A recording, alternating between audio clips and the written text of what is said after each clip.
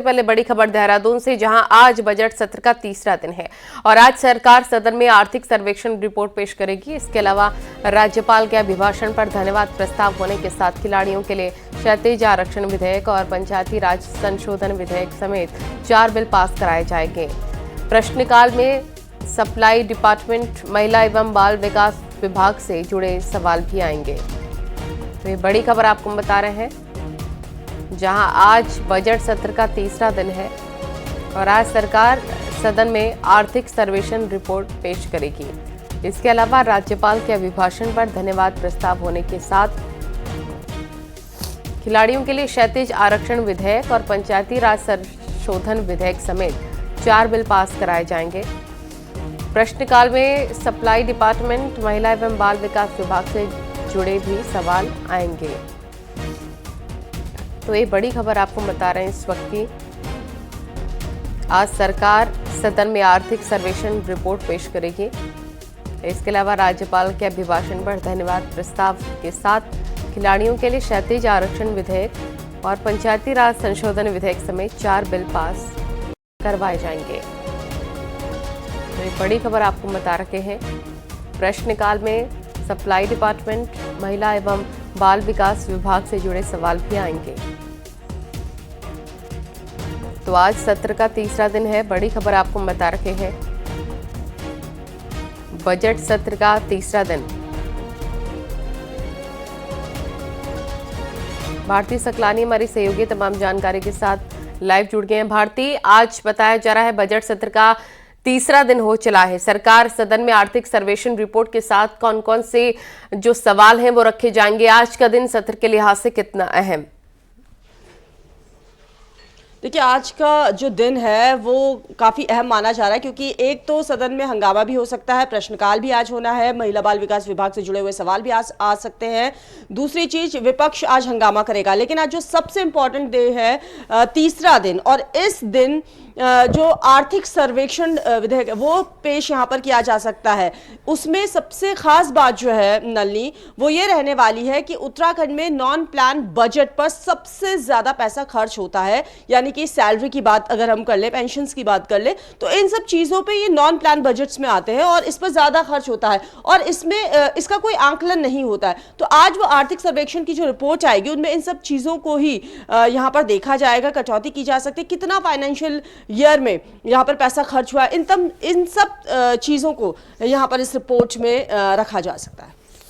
ठीक है, बहुत शुक्रिया भारती तमाम जानकारी साझा करने के लिए। तो उत्तराखंड सरकार ने कल अपना बजट पेश किया। राज्य का इस साल का बजट करीब 89,000 करोड़ का है और ये पिछले साल के मुकाबले करीब 15% ज्यादा है और इस बार के बजट में इंफ्रास्ट्रक्चर, स्वास्थ्य और शिक्षा पर फोकस रहा है।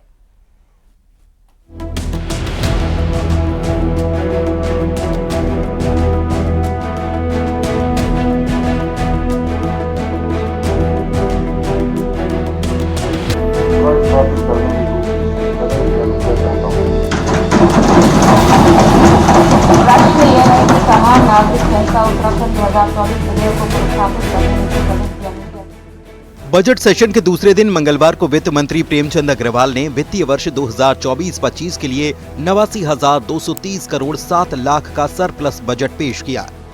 ये बजट पिछले साल के बजट से करीब 15% ज्यादा है, जिसमें 55,815 करोड़ रेवेन्यू एक्सपेंडिचर है तो 33,414 करोड़ कैपिटल एक्सपेंडिचर है। बजट में सरकार का मुख्य फोकस शिक्षा, स्वास्थ्य, कृषि एवं उद्यान और खेल एवं युवा कल्याण पर गया है। सरकार ने इस बार कैपिटल एक्सपेंडिचर में उन विभागों को कोई बजट नहीं दिया जो बीते वर्ष में धनराशि खर्च नहीं कर पाए थे। ई विधानसभा एप्लीकेशन कार्यक्रम अंतर्गत वित्तीय वर्ष 2024-25 में लगभग 31 करोड़। सरकार ने जमरानी, सौंग और लखवाड़ में बांध परियोजना के लिए 1260 करोड़ का प्रावधान किया है। इसमें जमरानी बांध परियोजना के लिए 710 करोड़, सौंग बांध परियोजना के लिए 300 करोड़ और लखवाड़ परियोजना के लिए 250 करोड़ का प्रावधान है। प्रदेश में आयोजित होने वाले 38वें राष्ट्रीय खेलों के आयोजन के लिए सरकार ने 250 करोड़ की व्यवस्था की है। यूनिटी मॉल प्लाजा निर्माण के लिए 157 करोड़ का प्रावधान किया गया है। सरकार का लक्ष्य है कि आने वाले समय में प्रदेश के सभी सरकारी बिल्डिंग्स को सोलर एनर्जी सिस्टम से लैस किया जाएगा। इसके लिए 100 करोड़ का प्रावधान किया गया है। सरकार बंजर भूमि में सामूहिक खेती को भी बढ़ावा देगी। इसके लिए बजट में 7 करोड़ का प्रावधान है। मानसखंड मंदिर माला मिशन के तहत मंदिरों में अवस्थापना विकास के लिए 50 करोड़ का प्रावधान है। गैरसैंण में अवस्थापना सुविधाओं के लिए विकास के लिए 20 करोड़ रुपए का प्रावधान।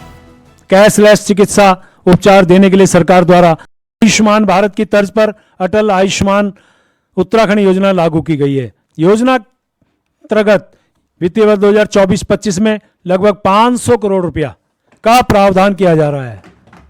माननीय अध्यक्ष जी, यह भी अवगत कराना है कि हमारी सरकार ने कर्मचारी राज्य बीमा योजना को संपूर्ण राज्य में लागू कर दिया है। 108 का आपातकालीन सेवा के अंतर्गत राज्य में 272 एम्बुलेंस का संचालन किया जा रहा है। प्रदेश की कुल बजट यानी कि कुल खर्चा 89,230 करोड़ है। सरकार का अनुमान है कि साल भर में उसे कुल कमाई 88,597 करोड़ की होगी। प्रदेश के कुल बजट का 31% पैसा यानी कि करीब 26,636 करोड़ रुपया कर्मचारियों के वेतन, भत्तों, पेंशन आदि पर खर्च हो जाएगा। बजट का करीब 22% हिस्सा 19,136 करोड़ रुपया लोन चुकाने में जाएगा, जबकि करीब 6,636 करोड़ रुपया लोन के ब्याज के रूप में चुकता है। बजट अनुमान के मुताबिक सरकार इस साल 27,920 करोड़ रुपया लोन के रूप में उठाएगी, जो पिछले लोन के बोरिंग के मुकाबले 5,000 करोड़ ज्यादा होगा।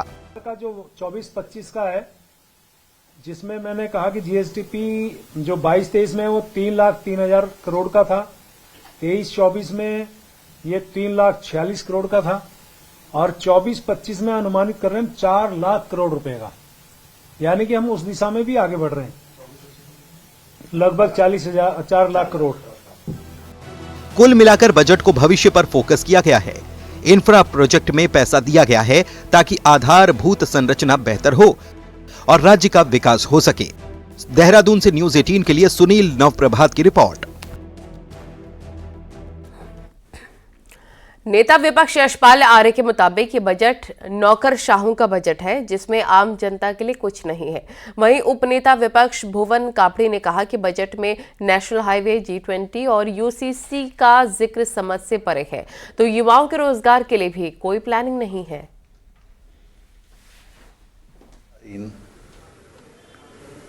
रोजगार, महंगाई, बेरोजगारी, पलायन, आपदा के क्षेत्र में इस बजट में कहीं पर भी जिक्र नहीं है।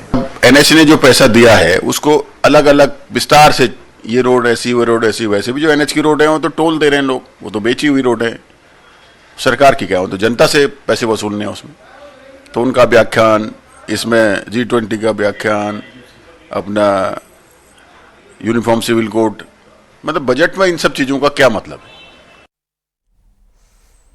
और दिल्ली से बड़ी खबर आ रही है, जहां आज उत्तराखंड बीजेपी कोर ग्रुप की बैठक होने जा रही है। बैठक की अध्यक्षता बीजेपी अध्यक्ष जेपी नड्डा करेंगे और बैठक में गृह मंत्री अमित शाह शामिल होंगे। साथ ही उत्तराखंड के मुख्यमंत्री पुष्कर सिंह धामी, अध्यक्ष महेंद्र भट्ट और चुनाव प्रभारी दुष्यंत गौतम समेत प्रदेश कोर कमेटी के सदस्य बैठक में मौजूद रहेंगे। बैठक में लोकसभा चुनाव के प्रत्याशियों को लेकर चर्चा होगी।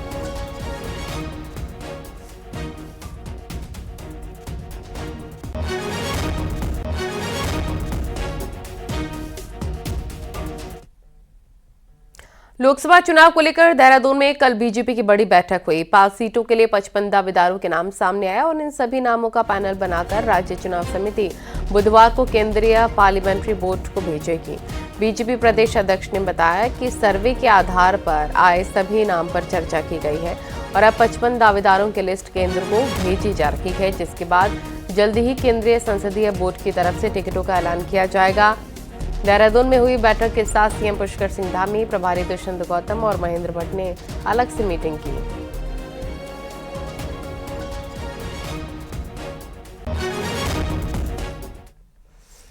जागेश्वर धाम का विकास राज्य की सरकार मास्टर प्लान के तहत कर रही है। मानस खंड के मुख्य मंदिरों में से एक जागेश्वर धाम, जहां साल भर लाखों की संख्या में श्रद्धालु पहुंचते हैं, वहीं पर आरतोला से लेकर जागेश्वर धाम तक सड़क का चौड़ीकरण कर डबल लेन बनाया जा रहा है, जिसमें दावेदार समेत अन्य संरक्षित प्रजाति के 1000 पेड़ों पर आरी चलेगी। जिसे लेकर जागेश्वर के पुजारी और स्थानीय लोग नाराज हैं। वो किसी भी सूरत में पेड़ों को नहीं काटने देना चाहते हैं।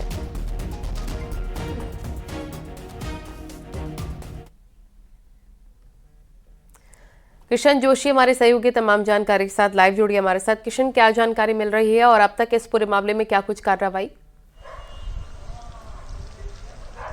नलिनी, ये जागेश्वर का विकास जो है मास्टर प्लान के तहत किया जा रहा है, जिसके लिए जो है आरतोला से जागेश्वर तक जो रोड है वह 1 लेन सड़क है, सिंगल लेन सड़क है, उसे डबल लेन सड़क किया जा रहा है, जिसके लिए जो है आसपास जो है 1000 देवदार के पेड़ों को काटा जाएगा, ऐसा अनुमान माना जा रहा है, जिसकी गिनती जो है वन विभाग और लोक निर्माण विभाग द्वारा की जा रही है। तो लोगों में बड़ी नाराजगी है कि उस क्षेत्र को दारुका बने के नाम से जाना जाता है, क्योंकि वहाँ देवदार के ही पेड़ हैं, देवदार के जंगल में ही शिव जी निवास करते हैं। तो लोगों का मानना है कि स्थानीय पुजारियों और स्थानीय लोगों का कि पेड़ों को न काटा जाए और कोई विकल्प अन्य तलाश ली जाए, क्योंकि जो है वहां पर दारुका बनी के नाम से जो है पूरा जागेश्वर क्षेत्र है, तो उसके लिए कोई और ऑप्शन भी तो किया जा सकता है। अगर 5 किलोमीटर सड़क का डबल लेन काटा जाना है तो पेड़ों को न काट कर ही सड़क बनाई जाए या कोई अन्य विकल्प तलाश ली जाए, क्योंकि जागेश्वर मास्टर प्लान के तहत उसका विकास किया जा रहा है। कुमाऊं में बड़े धाम के रूप में जागेश्वर को विकसित किया जा रहा है। वहां जो है वर्ष भर लाखों की संख्या में पर्यटक आते हैं और सप्ताह के अंत में तो पूरी तरह सड़क जाम होने के कारण सरकार ने तय किया कि डबल लेन सड़क बनाई जाएगा। नलिनी, ठीक है, बहुत शुक्रिया आपका तमाम जानकारी के लिए। जागेश्वर धाम का विकास राज्य की सरकार मास्टर प्लान के तहत कर रही है। बड़ी जानकारी आपको हमने दी। आगे बढ़ते हैं। पहाड़ों में बारिश और बर्फबारी लोगों के लिए मुसीबत साबित होती हुई नजर आ रही है। बर्फबारी की वजह से सड़कों की हालत भी जर्जर है। सड़क पर बर्फ जमने से गाड़ियां चलाने में दिक्कत हो रही है। बर्फ की वजह से गाड़ियों को फिसलने का डर है।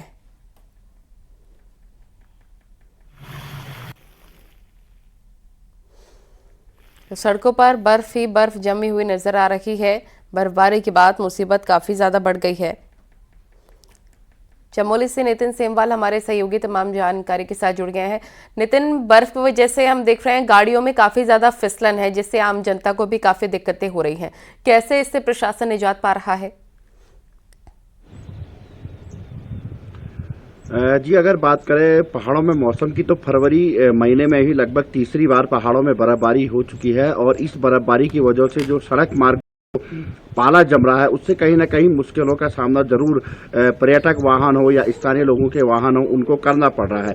हालांकि प्रशासन के द्वारा या बीआरओ के द्वारा मार्ग पर मशीनें जरूर लगाई गई हैं, लेकिन जब बर्फ पिघलनी शुरू होती है तो वो कहीं ना कहीं जो सुबह शाम का टेम्परेचर जो डाउन होता है, उसकी वजह से पाला जम जाता है।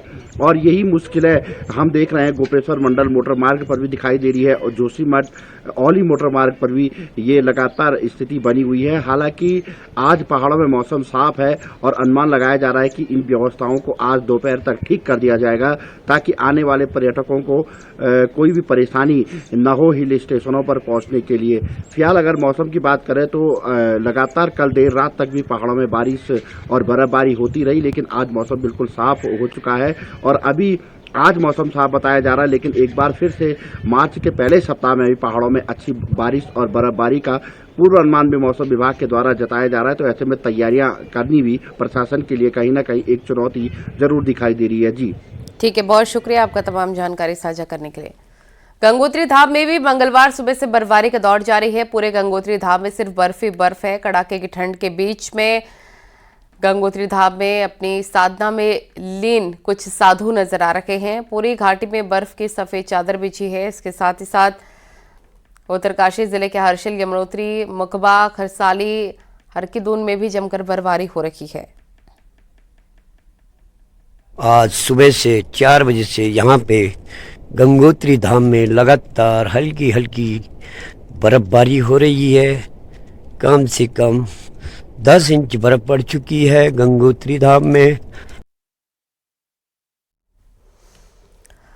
और बागेश्वर में मौसम ने एक बार फिर से करवट ली है। इसके बाद कपकोट के कई गांव में बर्फबारी शुरू हो गई और फिर से कड़ाके की ठंड पड़ने लग गई है। बागेश्वर के कई क्षेत्रों में सुबह से बर्फबारी और बारिश है। ऊंचाई वाले क्षेत्रों में स्नोफॉल हो रहा है।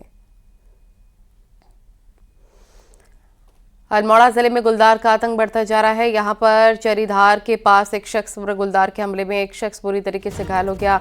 दरअसल एक शख्स दिल्ली से गैरसैंण अपनी कार में आ रहा था, तभी चक्रीधार के पास वो शौच के लिए अपनी कार से बाहर निकला, गुलदार के हमले का शिकार हो गया। इसके बाद कार में मौजूद दूसरे लोगों ने शोर मचाने के बाद गुलदार भागा है। घायल शख्स का इलाज के लिए अस्पताल में भर्ती करवा दिया गया है। दिल्ली से आ रहा था, दिल्ली से छोटी गाड़ी में आ रहा था। छोटी गाड़ी में यूरिनल के लिए लोग वहाँ पे चरीधार में एक यूरिनल के लिए पेशाब के लिए गए वहाँ पे, और पेशाब जाने के टाइम में इतना थोड़ा जो लेडीज थे उसमें, तो ये थोड़ा आगे गया था पेशाब करने के लिए, तो वही इसी दौरान इनको अटैक कर दिया। उत्तराखंड में सरकार ने पहाड़ से पलायन रोकने के लिए पलायन आयोग बनाया, लेकिन हालत यह है कि पौड़ी में बने पलायन निवारण आयोग के उपाध्यक्ष खुद ही पलायन कर देहरादून में जा बसे हैं। हालात यह है कि पौड़ी में लगातार पलायन होता जा रहा है और आयोग आंखें मूंदे बैठा है, जिसके चलते मंगलवार को पौड़ी में संयुक्त संघर्ष समिति ने ग्राम्य विकास एवं पलायन निवारण आयोग के दफ्तर में पहुंचकर तालाबंदी कर दी है। पलायन आयोग के उपाध्यक्ष है, लंबे समय से यहाँ पे है नहीं, और पलायन आयोग का भी ऐसा कोई खास योगदान नहीं देखने को मिल रहा है कि जिससे पौड़ी में पलायन रुक सके। तो फिर इस पलायन आयोग को बंद करना ही यहाँ की जनता ने उचित समझा है। उत्तराखंड सरकार ने पलायन आयोग बनाया था और यहाँ के उपाध्यक्ष नेगी जी को बनाया था, पर उसके बाद भी कोई पलायन के प्रति या पलायन के लिए क्या कारण है पलायन होने का, या उसके लिए क्या हम रोकने के लिए क्या पहल करें, उन्हें अभी तक कोशिश नहीं हुई। हमें जो है वो सुरक्षा बल के द्वारा भी अवगत करा दिया गया था कि आज जो है वो संयुक्त संघर्ष समिति पौड़ी के द्वारा जो है वो पलायन निवारण आयोग में तालाबंदी के लिए लोग आ रहे हैं। और यहाँ वक्त हो गया एक छोटे से ब्रेक का, लेकिन जाते जाते आपको दिखाते हैं पहाड़ टॉप 10 न्यूज। रानीखेत में एक पिकअप गाड़ी से 120 पेटी अवैध शराब बरामद की गई, साथ ही एक आरोपी भी गिरफ्तार। बागेश्वर के खोली गांव की एक बुजुर्ग महिला आग तापते समय झुलस गई। महिला के चिल्लाने पर लोगों ने आग पर काबू पाया। अल्मोड़ा में जिला विकास प्राधिकरण को पूर्ण रूप से समाप्त करने को लेकर 6 सालों से आंदोलन जारी। संघर्ष समिति ने गांधी पार्क में धरना दिया। रामनगर को कालागढ़ से जोड़ने वाली कंडी रोड को जनता के लिए खोले जाने की मांग फिर से उठने लग गई है। इसको लेकर प्रतिनिधि मंडल ने कॉर्पोरेट के डायरेक्टर से मुलाकात की। विकासनगर और पश्चिमी वाला को जोड़ने वाला पुल नहीं बनने से नाराज लोगों ने पीडब्ल्यूडी विभाग के खिलाफ किया प्रदर्शन। राज्य में भू कानून और मूल निवास की मांग लेकर कोटद्वार में पूर्व सैनिक संगठनों ने स्थानीय लोगों ने तहसील में धरना दिया। उत्तराखंड बोर्ड के एग्जाम मंगलवार से शुरू हो गए। बागेश्वर में 6000 से ज्यादा स्टूडेंट्स एग्जाम दे रहे हैं, जिसके लिए 51 सेंटर्स बनाए गए हैं। हरिद्वार में डीएम ने मतदाताओं को जागरूक करने के लिए जागरूकता वाहन को हरे झंडे दिखाकर रवाना किया। ये गाड़ी जिले की कई जगहों पर लोगों को मतदान के लिए जागरूक करेगी। बागेश्वर में बदलता मौसम लोगों को बीमार कर रहा है। बड़ी संख्या में मरीज अस्पताल पहुंच रहे हैं। रुद्रप्रयाग में मंगलवार सुबह से कई हिस्सों में बूंदाबांदी हो रही है, जिससे जिले में एक बार फिर से सर्दी पड़ने लग गई है।